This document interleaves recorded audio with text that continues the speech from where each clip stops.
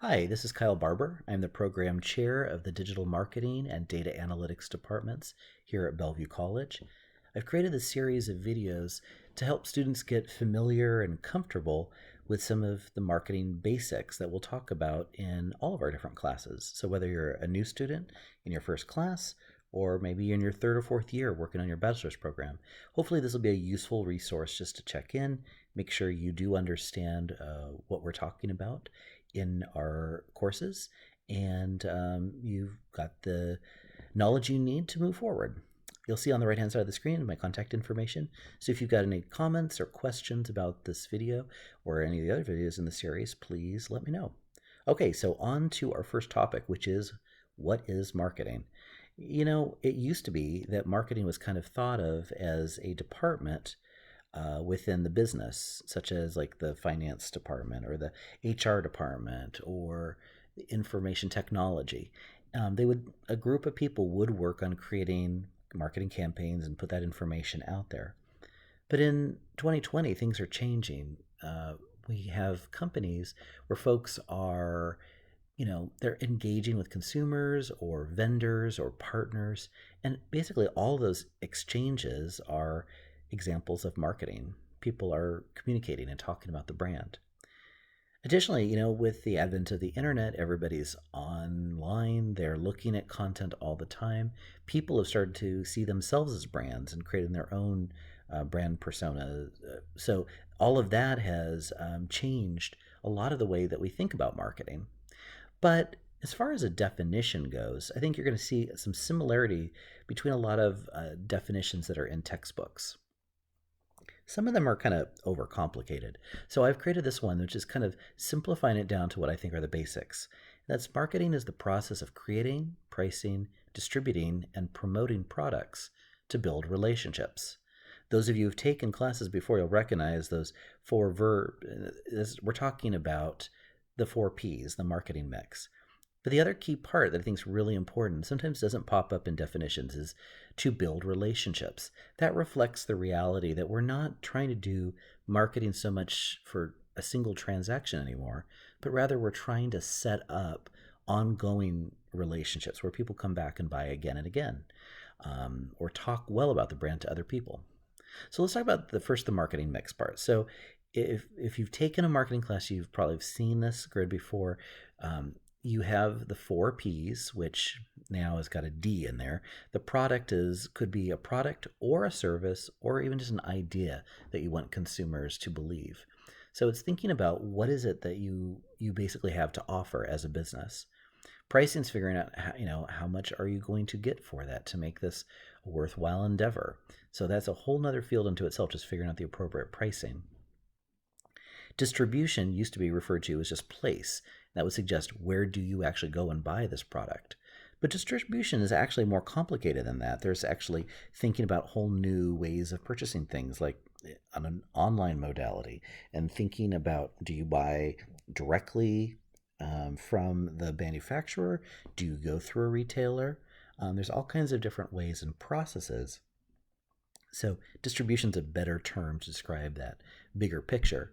And then finally, we've got promotion. And promotion's all about how do we talk to consumers about what we have. So it's those communications that will ultimately lead people to what we have to offer, and that'll drive some sales. I think key takeaway about the marketing mix is that all of these things are things that we can control. So we do planning around it.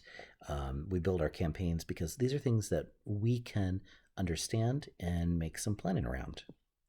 If you've taken Marketing 200, you might recognize this variation on the chart. Here you can see a circle around the marketing mix, and it's identifying some variables such as the physical environment, politics, technology, laws, the ways that socially, culturally we feel about things, the level of competition or the economic situation in different places.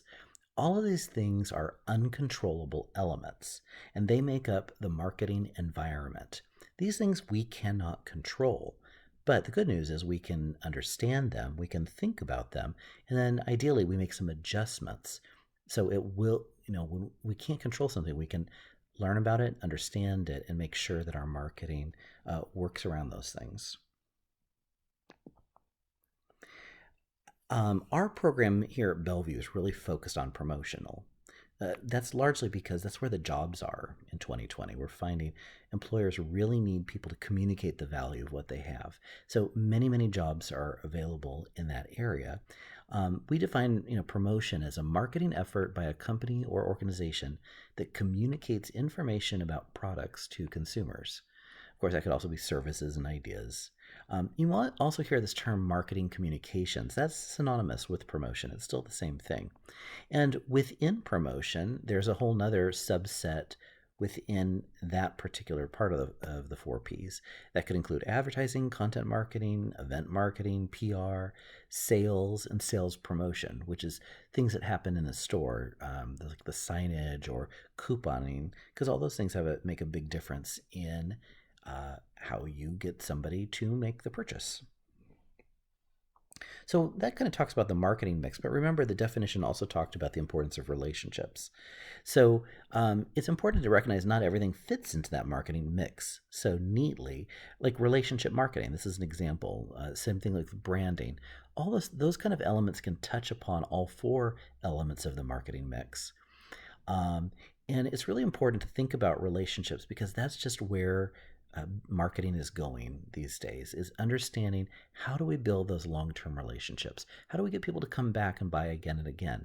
How do we build up the brand equity? How do we get people to talk positively about our brand so their friends will come and purchase?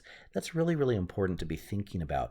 And you'll hear that concept talked about quite frequently in your different classes. So it's a good idea to always be thinking about how does this impact on building relationships. Having that mindset is really helpful in telling a strategic story about why you're doing your marketing.